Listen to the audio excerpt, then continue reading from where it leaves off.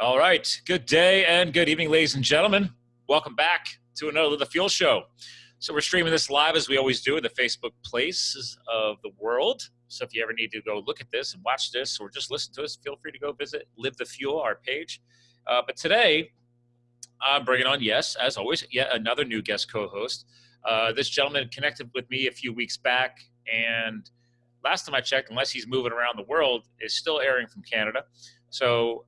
But let me give you a quick skinny on this guy, because right now with so much happening during the quarantines, during the lockdowns, it's been challenging people.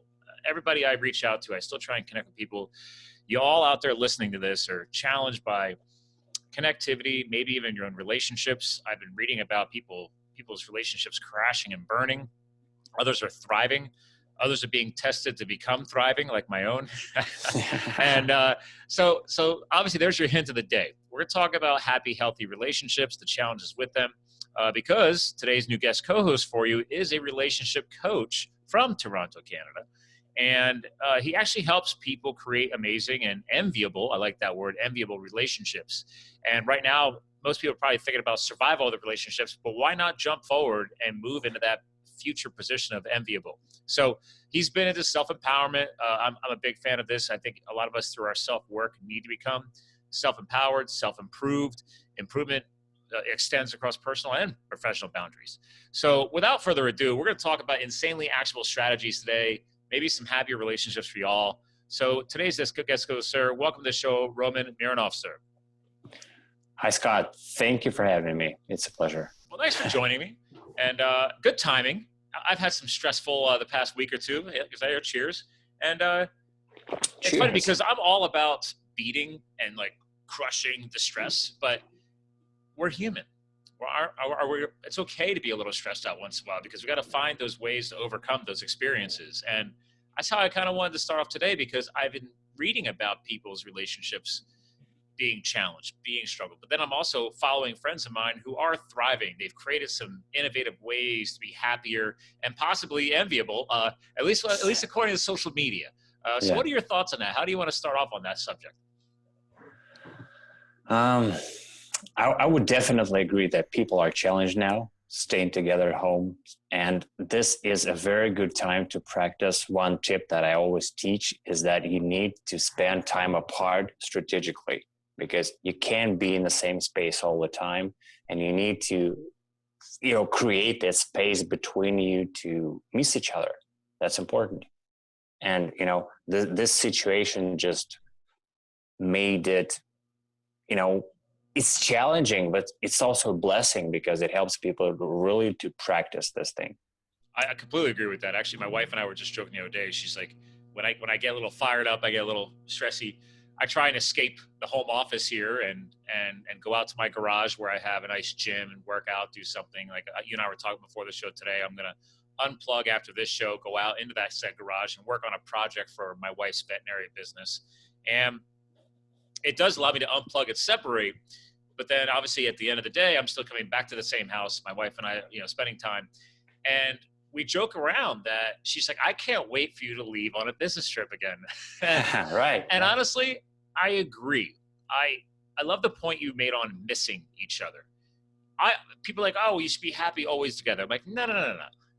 yes, but I like unplugging. I like having a few days. I have a whole different level of productivity when I'm staying at a hotel on a business trip. I'm not distracted by the dog, by my wife, by other conversations. That's how I did a lot of my writing of my book that I'm still trying to get finished and get out there, is I had no distractions, but also gave me an excuse for, multiple hours out of a day, sometimes multiple days out of the week, to look forward to that quick check-in call that night from the hotel to go talk to the wife. And then, hey, I'll catch up with you in a couple of days. And that's it. And then we get to see each other after 3-4 days apart. And I agree with you. There's a missing component, and you look forward to spending that time together again. Right. Exactly. So why do people not understand that, though? Why does everybody feel like they got to be up each other's butts and be like right all over each other? Like, I make a joke. It's kind of disgusting to me. I'm like, okay, my wife and I like having our time apart. What are your thoughts on that? I think one reason is that people unfortunately often don't understand much about relationships in general. Well, so let's pause on that subject then. You didn't always understand a lot about a relationship. You've gone through your own trials and tribulations and challenges, and so what made you fall into that niche, that niche of, okay, I'm not just going to learn a lot about relationships, but I'm actually going to want to start coaching on it. What triggered that for you? First of all, I've been a fan of self-development for many years. And, this whole information and this whole arena of self-development, it really inspires me. So I want to be pursuing a mission in that arena. That's one thing. The second thing is that I actually went through a painful divorce 6 years ago. Okay. And I thought, wait a second. People are not supposed to suffer like this, because I made a lot of mistakes in the marriage, and basically I ruined it, and I was miserable.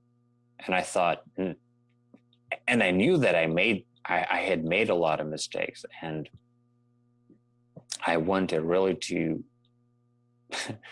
to be a guide for people in the sense that this is totally preventable. This is what breaks my heart every time, because I look at people, I look at couples, I look how they fight, I look at how they miserable they are, and it really, really breaks my heart. And the third reason is that, I'm a very practical guy, and after my divorce, I put myself out there. I went out to the dating world, and I basically tested everything I learned. So I was learning and reading a lot of information, and I was testing it. And, I also wanted to put all those years of being out there and talking to women, getting into new relationships, I wanted to put this to work, actually, to use that experience and information to help other people. So now, was a lot of that triggered from the painful divorce? Were you already kind of studying this anyway, or was that where really the kind of the straw that broke the camel's back, or the inspiration was popped wide open? Because I agree with you. I was already big into professional development when I met my now wife and we were dating. And I've shared this on a past podcast before. It barely lasted a year of dating, and I was already mid to late 30s. I'm 42 now. So I've got her by 5 years. She's 5 years younger.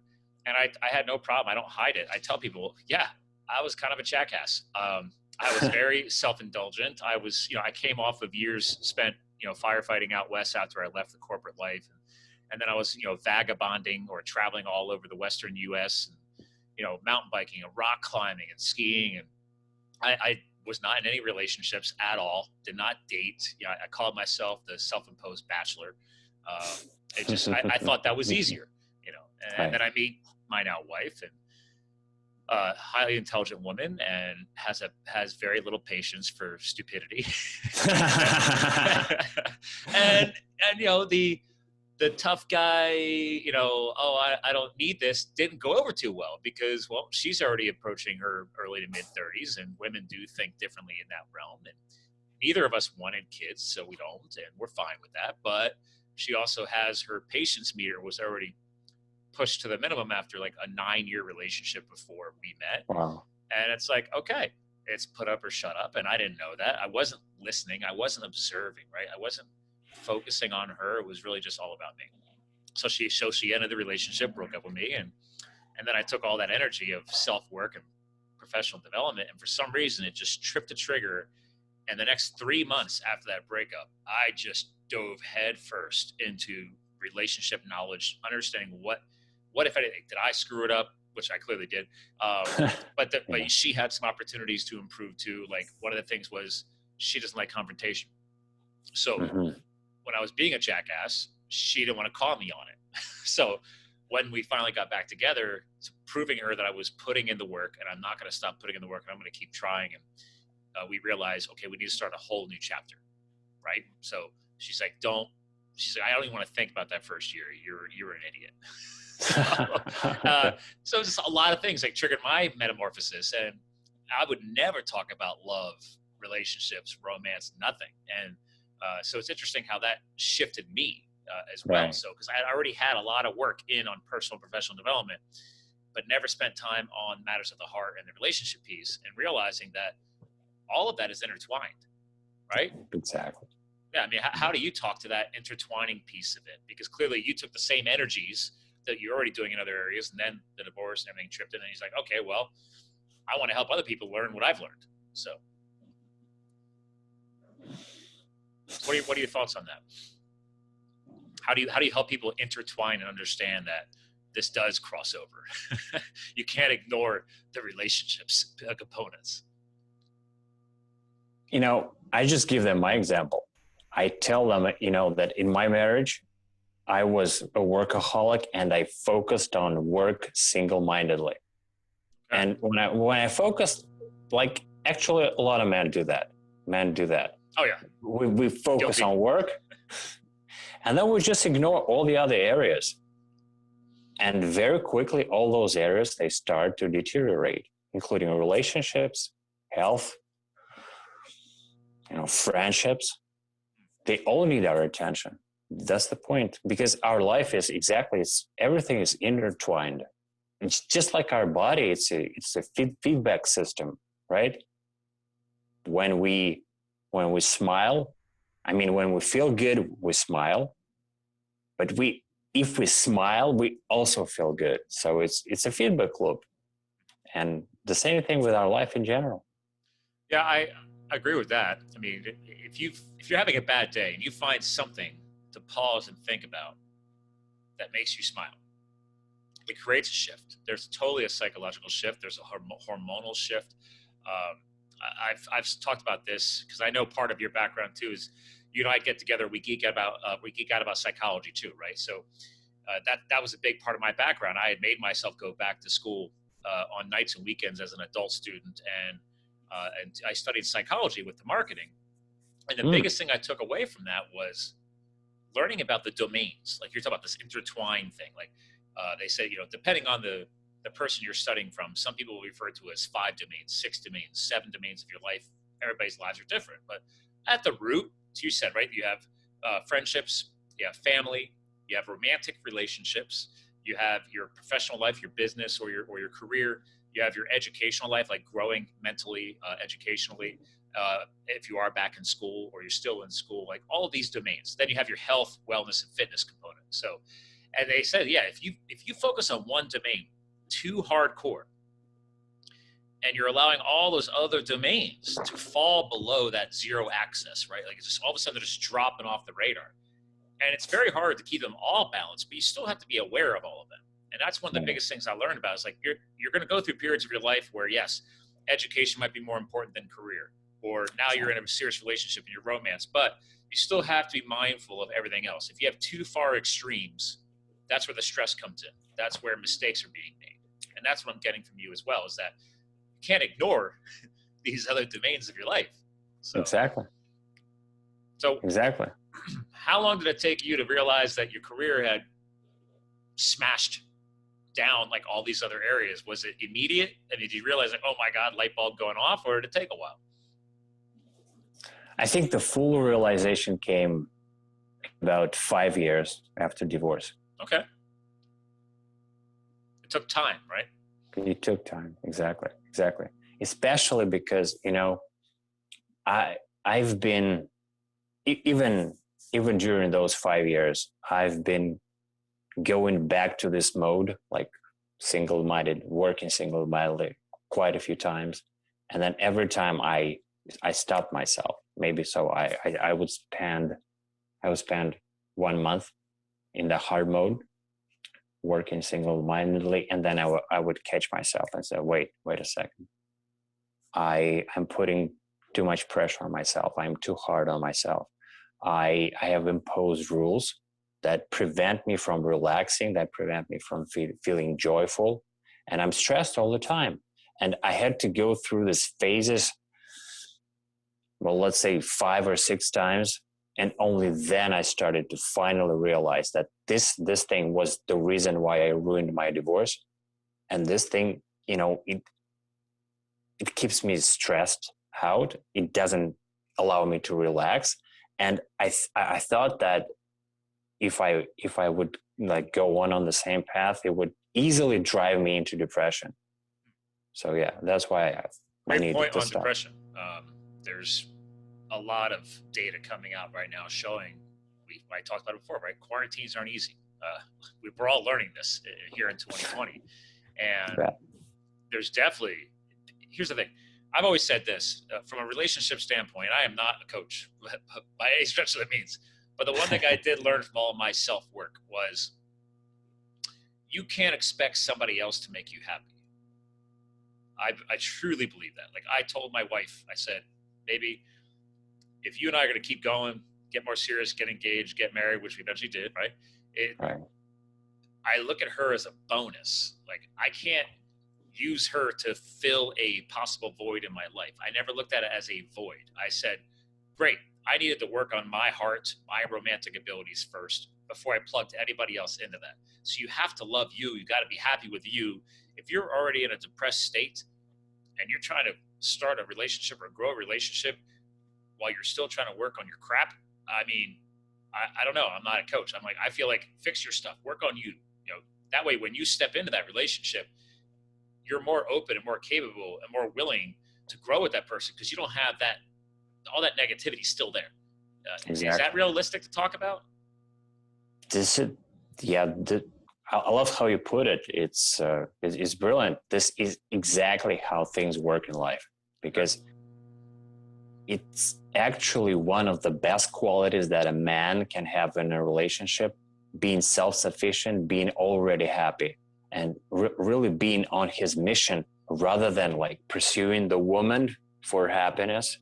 And, you know, I think that's one of the problems with our culture, because it actually teaches us that, especially men, that they are not sufficient and they should look for happiness.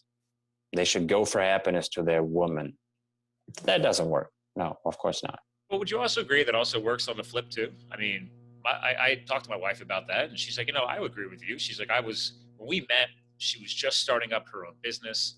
I was still trying to figure out my business. So there was a lot of balls in the air, so to speak, lots of stuff to focus on going around. So we really tried to take our time because we each had our own things going on.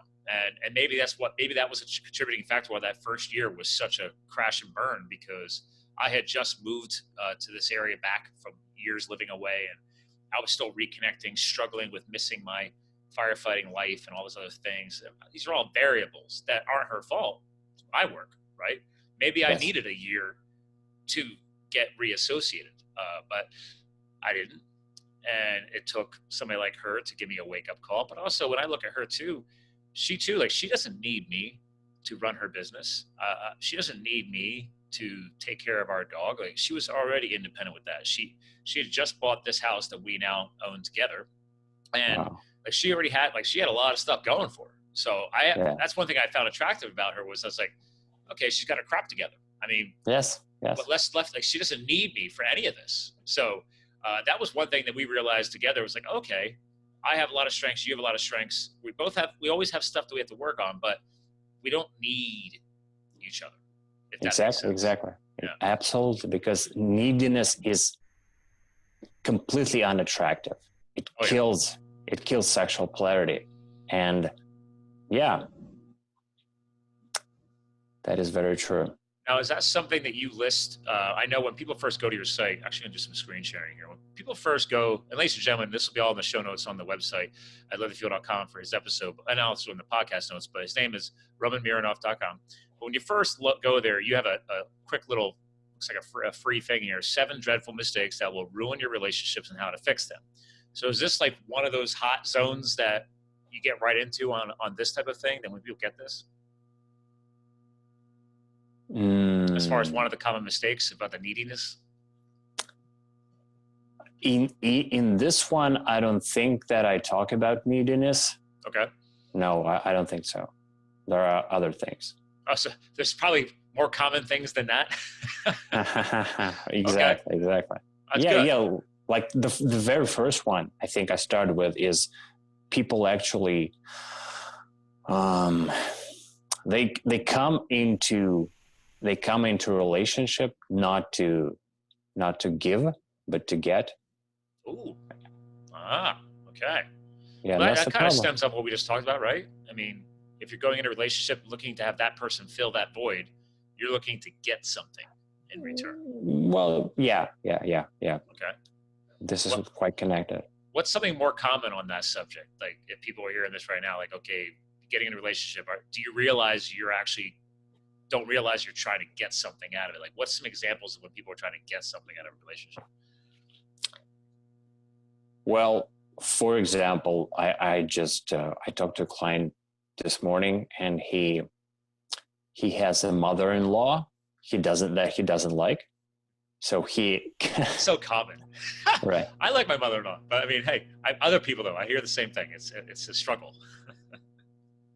Yeah, and he suggested that um, that his mother-in-law stopped all communication with their family, because he doesn't like her so much. So he comes into the relationship having this requirement, and he wants, like, this is one of his needs, and he wants his needs met, this need met. And the, that's the problem. I mean, the general recommendation is to go into the relationship and do something for your, to do a lot of things for your partner. Sure. And so you give, and only then you get. Yes, And one of the ways that you get is you make your partner feel uplifted, appreciated, joyful by doing all those things for her or for him. And then they light up, they're happy, and you feel happy as well, just because they're happy. Okay. I like that. I mean, it's interesting because I didn't read, I never read The 5 Love Languages, which is a really popular book out there for, relationship awareness, Right. probably until a year and a half, 2 years ago. And, before we got married, other people I've had on the show recommended it. And one of the things I learned from my quiz was I actually like words of appreciation, so like, I'm not saying she needs to thank me for every little thing I do for her, but at least once in a while, notice that I'm going above and beyond, or that I didn't have to do that for you, but I did, because she's not good at that. So I realized, okay, that's something that I don't necessarily need from her, but I would want it from her. It's like that's why I had her do the same quiz, so I could find out how I could do a better job with my communication back to her in return. Like, Yes. certain, like she could care less. She doesn't need words. That's right, words of affirmation. That's what it was, not appreciation. Right. Words of affirmation. Her profile. By the way, I wanted to affirm you. Yeah, exactly. So I was like, okay, I say, so she's got her stuff. I actually, literally, as I'm talking to you, it's right here hanging below my monitor. Yeah. I literally keep a love languages Post-it note. Oh my God. To remind me that perfect. Her top 2 are acts of service. Oh, I'm getting applause. This is great. And quality time. Like, I need to unplug and make it about her. Like, yes. Like, back to your full circle, back to your point, like us focusing on our businesses too much. So, I mean, she's a double doctor, highly intelligent woman, very independent, but it's like, okay, that's all I got to do. All I got to do is make sure I'm giving her quality time. Like last night we had a movie night, and it was like no phones, nothing. She was off. Mm-hmm. She was not on call for her doctor stuff, and we just watched a movie together. That was quality time. So I'm meeting her love language. So whereas mine is words of affirmation as the top one, and then actually I had a tie for the top second one. It was either, for me, it's also quality time, which was an interesting crossover, and or physical touch. I never realized that I cared so much about, physical communication as well. Wow. So, yeah, there you go. I keep it right there. Yeah, that's the power of, that's the power of the inner work that you do. I mean, you did this quiz and you realize something that you never knew about yourself, right? About the physical touch. That's why it's so important. Yeah. Well, also affirmation. Like, I've done stuff for years, like charity work, nonprofit work. Never could care less if somebody acknowledged me for it or not. I mean, there's years of stuff that I've done. I've lost track of all the charities I've worked with, and never cared. But then for some reason, when it comes to my romantic languages, apparently I do care. So right. Never really understood that. So professionally, don't care. Apparently, romantically, relationship-wise, I do care. Wow. Interesting.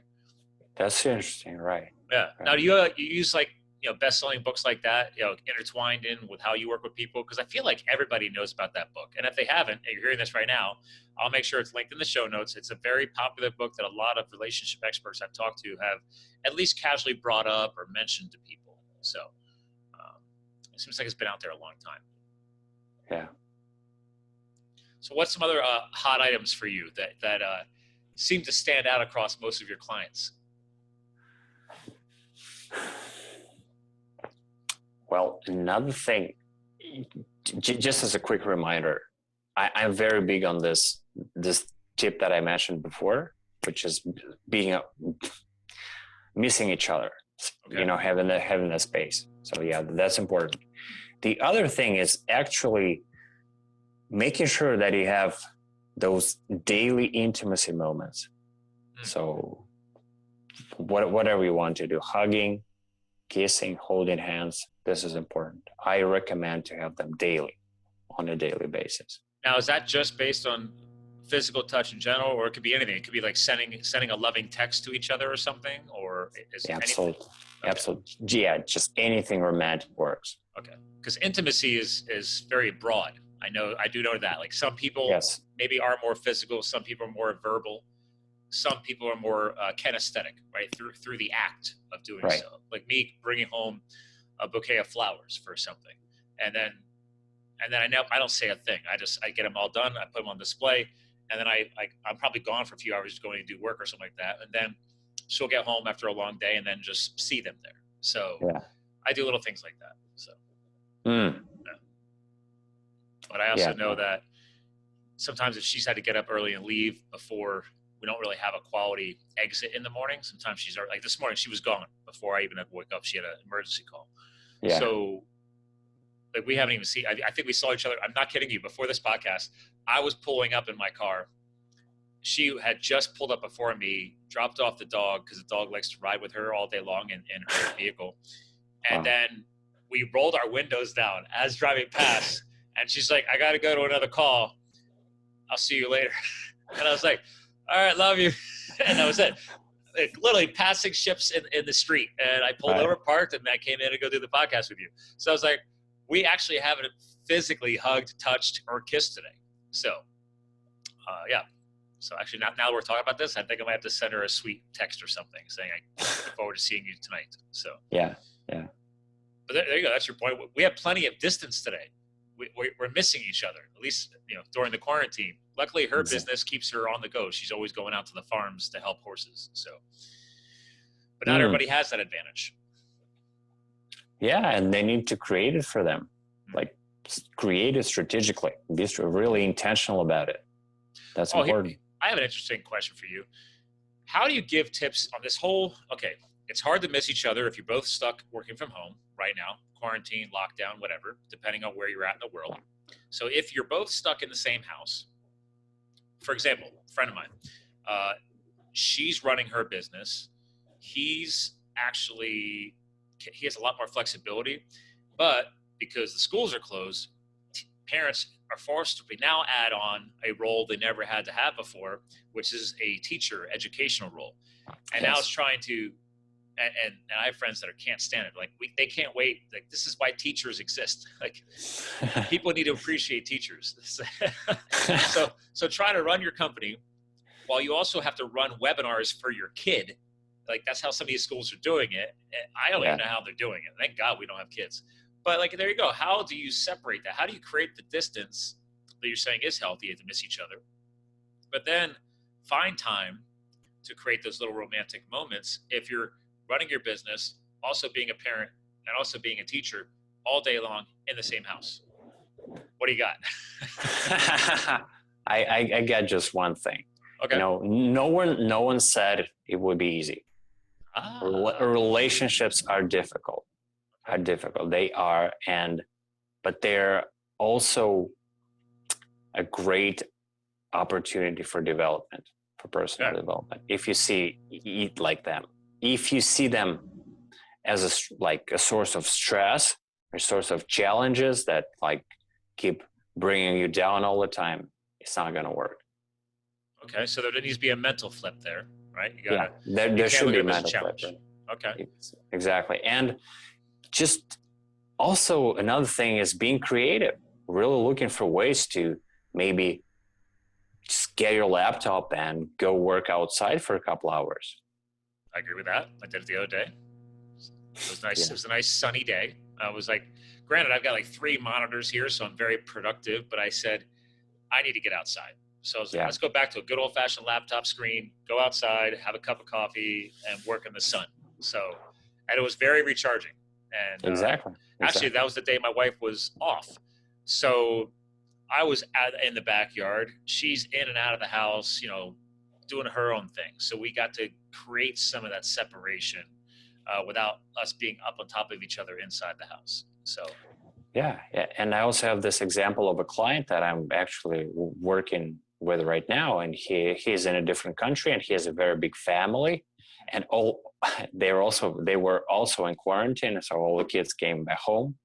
So the place was in shambles, and so what he started doing is going on a lot of hikes.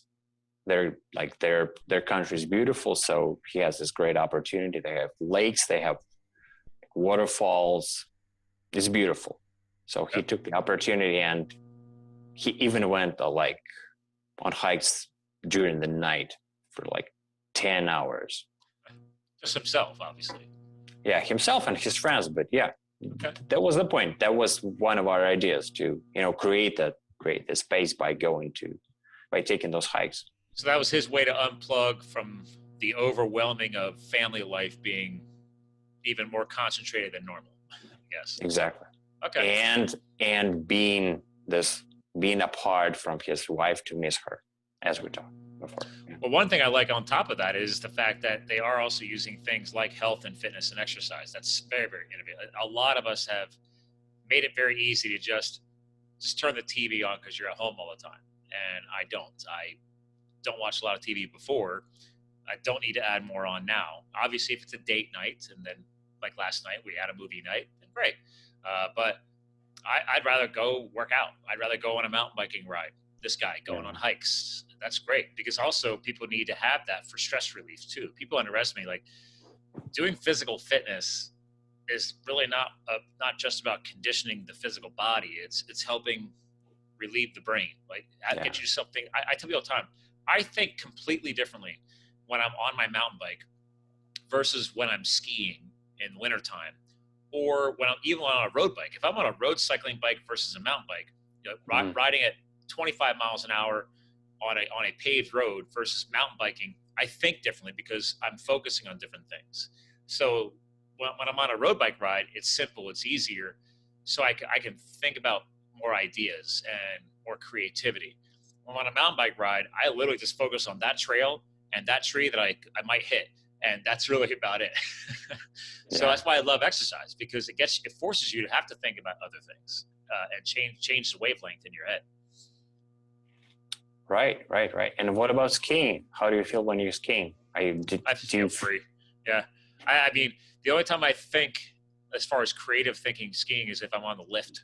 But if I'm skiing on the backcountry, if I'm not on a resort property and I hiked in to go do a backcountry skiing or something like that, well, then it's more like you're in the moment of everything around you. You're hiking, you got skis on your shoulder, different thought process altogether. So it's interesting. They're all a little bit differently. One good thing about my wife and I is that we both love skiing. We got married in Canada last year out in the Alberta province. We do is a skiing themed wedding. So wow. But the cool thing was we all have a bunch of friends up there skiing with us. So she could break off with the girls and go do her thing, and I could break off with the guys and go do our thing. So even though we both loved doing it, we still allowed that separation. Yeah. We don't need to be up each other's butts while on a ski slope. I was like, hey, I'll see you at the lift. We're good. So, well, and speaking of winter sports and speaking of skiing, now before you came to Toronto, where did you relocate from again? Russia. There you go. Now, did you ever do any skiing out there?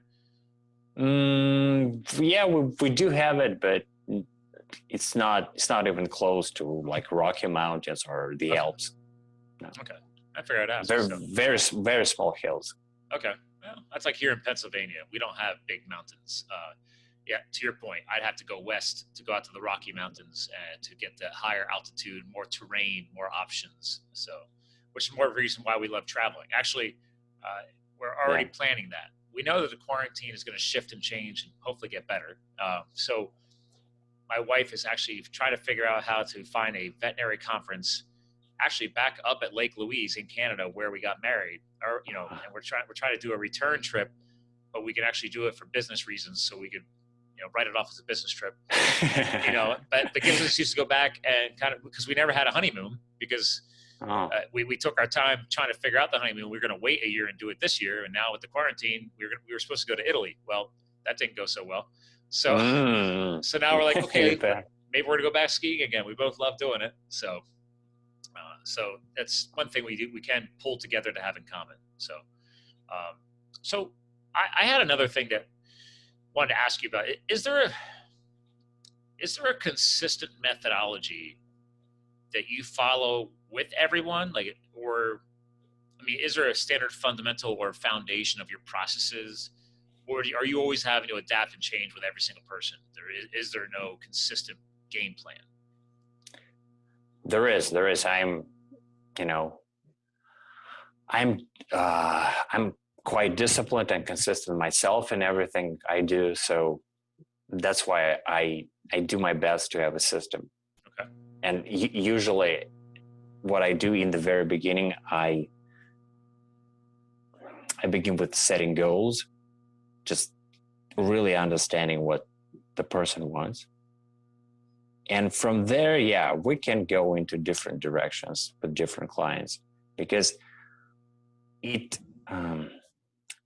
some clients want my help with one very, very specific problem. Like, take, for example, I do a lot of work in the area of stopping porn addiction. Oh, yes. I remember studying that during that 3-month research period. I had no idea. Porn addiction is real.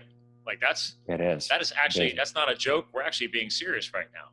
I had no idea, because all those years living on my own, I'm not going to lie. Yeah, I'd hop on my smartphone and I'm at a hotel or whatever. Yeah, that was my outlet, I guess. So, yeah.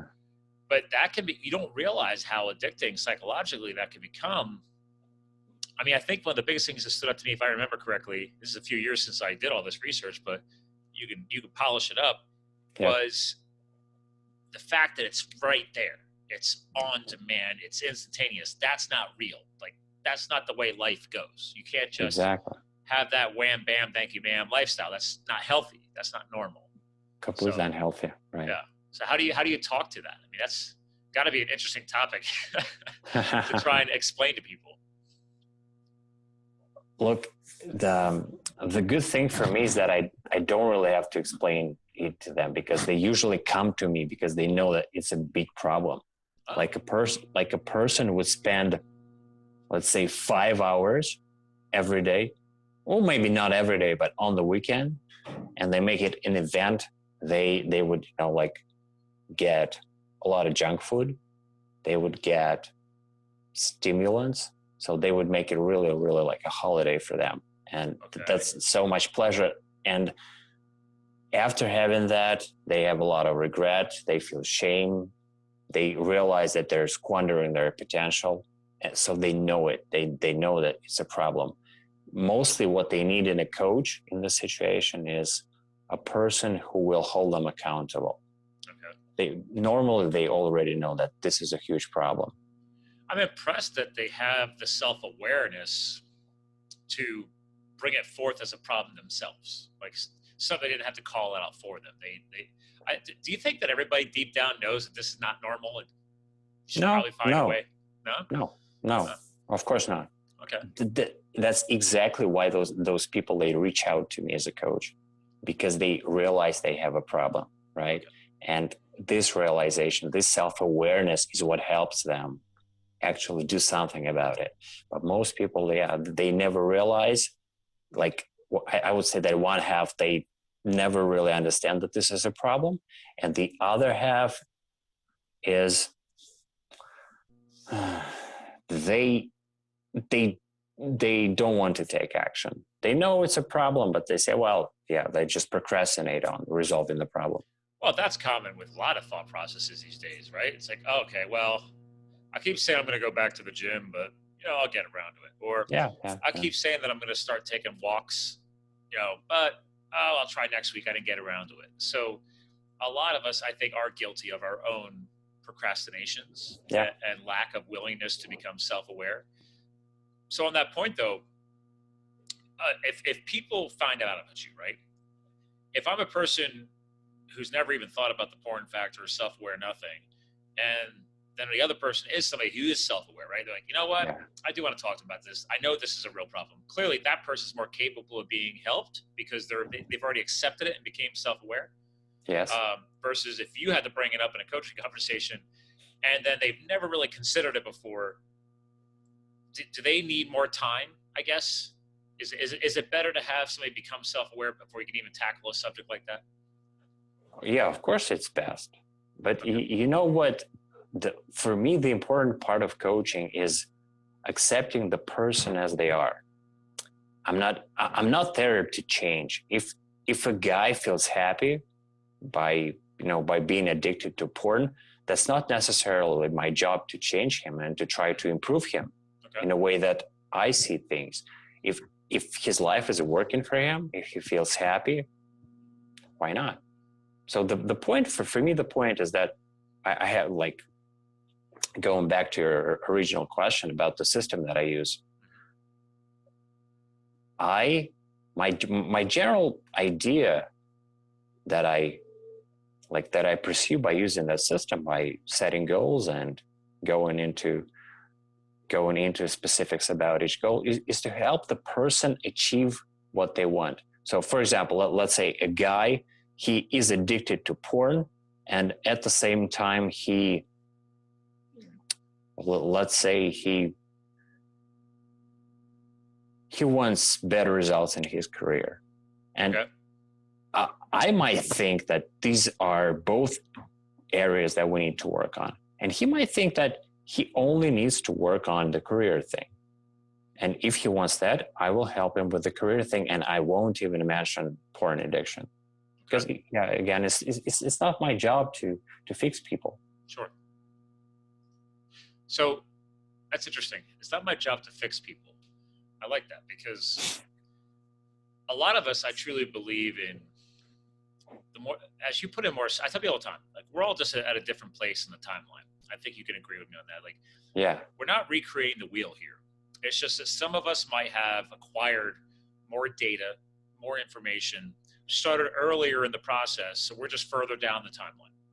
So that's kind of what I'm hearing from you. It's like, okay, man, it's he or she, right? But it's like, okay, that's fine if you only know this much and you didn't realize there's all these other avenues to pursue. That's what I'm here for. I will help you because I've already been looking at this for 10 years, So, okay, I'm clearly down the timeline further. That doesn't mean you beat yourself up about it. It's like when I decided to launch a podcast over 4 years ago, it was like, okay, what kind of microphones do I use? How do I wire it? What's a mixing board? Like, I have people now, like, they see photos of my home studio and they're like, dude, that's a sweet setup. I was like, it did not always look like this. Right.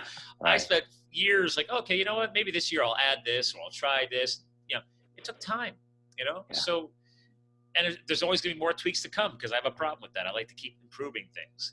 But part of that process is being patient with the process, knowing that it's going to take time to acquire the said knowledge. Granted, my podcasting game leveled up a lot faster when I started attending podcasting conferences. So I started surrounding myself with people who knew more to speed up the timeline. So there's all these other little things. Now, granted, I don't know, like, do you ever do, I guess it's kind of weird to do a group event, but in the relationship coaching world, are there, because I know you trained under like Tony Robbins and a couple of great influencers for what you know, but like, would you go to events about relationship coaching? I don't know. It's not really a common thing, right? It's usually more personalized, one-on-one. Yeah, usually. Yeah, I do offer group coaching as a discounted option for people who can't afford like full-fledged coaching. And it's normally just 3 people in a group session, and they get Yeah, each one gets half an hour to talk, and so the other two people listen. So is that now? Okay. Do you keep that more of like? I mean, I know there's a lot of online groups out there that call like the guys groups or the or like I don't know what you call them, not guys groups, but like men's whatever. Is it easier to surround people with like-mindedness or similar situations? Like I could see that I could see some value in group, because what if you're not ready to go full bore in? That allows you to put your toe in the water. You can see what's going on. You could hear that you're not alone in what's happening. I can see some value in that. There is value, and yeah, a lot of people. One of the biggest problems for coaches like me is that people, when they come to see me for the first time, they are not prepared to share, and I do need them to share, because there's like this crazy example that I have. I started coaching a client, and in one of our first sessions, like I had this suggestion for him. So maybe he should work out hard. Like he was working out using very, very, very, very light dumbbells. And I said, maybe you should, like, I'm a big fan of like, this strength training, core exercises, deadlift, bench press, squats. Yeah. And those are the standard base fundamentals of powerlifting. So, exactly. Yeah. But then after I made this just general suggestion, not telling him specifically to go to the gym, but the very next session, it turns out that he has hemorrhoids. Okay. And that's kind of important.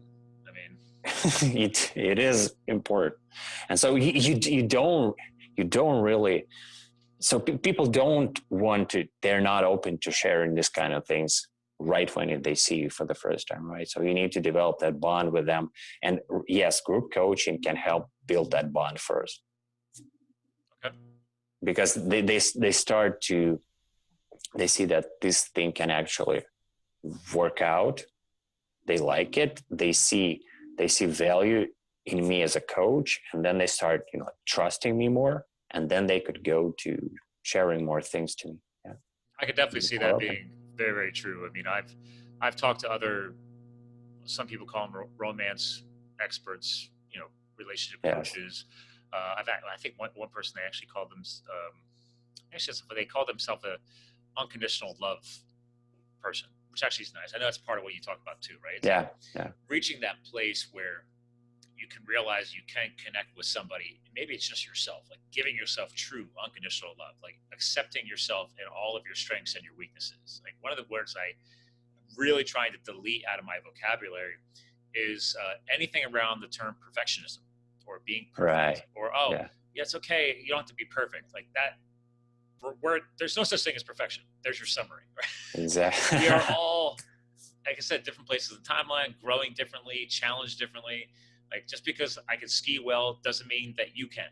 It's okay. Like there's why strive for perfection? Here's the thing: if we reach perfection tomorrow, then where's the rest of the fun in life?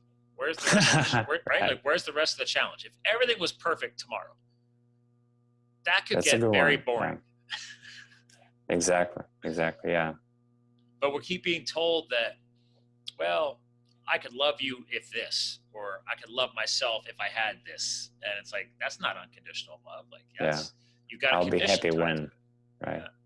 Or if I'll do this when I have this, or I will challenge myself to go do that once I've done this. Like it's all these conditions. And it's like, well, what if that condition didn't exist? What if you've always wanted to go, hike a 14,000 foot peak, which Colorado has lots of them. I've done 5 of them. I want to go back and do more. And I was like, well, just say yes. After that, then you could go figure out how to train for it, get more fit for it. Maybe find some other fellow hikers that'll join you on something like that. There you go. First part of it is just saying yes. Exactly. I bet that's a big part of your clientele too. It's like, say yes to yourself. Like, hey, it's okay. Let's work on you for a bit. Right. And actually, when it comes to perfectionism, I also, I've had a lot of problems with that earlier in my life, and I'm still not clean of it completely. And one rule that helps me a lot is really, really starting, as quickly as possible and not thinking about being perfect. I mean, I'm prepared to fail fast. And I always, like, for example, if I do something, for example, I need to create a sales page, a landing page. I would start with the simplest page I can do, just to get it out there, the simplest. That's the point. And then I will add up things to it to make it better. And I do that. I follow this principle in everything I do. Well, I like that. I think there's a lot of great influencers out there on the self-development front or self-improvement front, or just really great coaches. They've failed forward. A lot of us, we're so guilty of paralysis by analysis, right? Like over-analyzing something. Everything's got to be air quotes perfect until I can do that. No, like even once you've done all that prep, you may never end up doing that next step because you're still worried about making a mistake. And it's like, mistakes are going to happen. That's how we learn. It's okay. Yeah. Accept the failures. Exactly. And how there is this one good statement, but so yeah, basically the general idea is to be able to start with the very worst version of what you want, but as long as it works. If it works, it's fine. Like, have at least a draft. Start with a draft version. There you go. That's how I had to get going with my book project almost 2 years ago. It was like, okay, I got to start writing something down. I don't know if it's going to become a book or not. I mean, now it will be. I finally hired an editor, but on your same point, like, okay, start. Like, just put some words down on paper or set some goals down. Like, this is all, again, full circle. It's all back to self-improvement, professional development. We're sharing a lot of the same principles. They just extend. The biggest issue is extending them into the relationship realm, that unconditional love realm, the self-love realm. I feel like a lot of us, especially during this quarantine, are probably struggling with that. Everybody's holding themselves to a higher standard, trying to be great at everything. Get through this together, right? It's like, no, it's not like that. You don't need to be beating yourself up that much. Exactly. Oh, listen, Roman, I would have a blast with you today, but we do have to bring the show towards a close. And one thing I know, right? One thing I want to ask my guest co-hosts is I want you guys to help us, close out for the day, because especially someone like you've talked to a lot of people going through challenges. And back when I first started the show, I would say, hey, what are some final words you just want to leave behind? And then over the years, it morphed, and I realized, like, it's still final words, but I don't know, what's a legacy? What's a legacy message that you want to leave behind? Like, if everybody forgot everything else we talked about today, hopefully not. But, at the end, full circle, guys, like, this is why Roman is doing what he's doing. Like, why are you trying to help people with all this stuff? What would you like to leave people behind with as a final thought? I would say that we talked about all these different life areas, life zones, right? And relationship is one of them. So, for example, if you spend 8 hours working every day, so you spend 8 hours on your career, the area of your career, you can't not put any hours into a relationship. I mean, you need to put some hours into the relationship area as well. It requires work. It requires being intentional. It requires conscious effort, just like your work does. And this is very important to understand, because people have this like erroneous belief that they already know how to make relationships work, like by default, they know it, and they're often wrong. So, and they think that their relationship will be great even if they don't. It doesn't really need any work, and I think that's the main issue with our relationships today. They do require quite a lot of effort, and if we ignore them, they tend to deteriorate.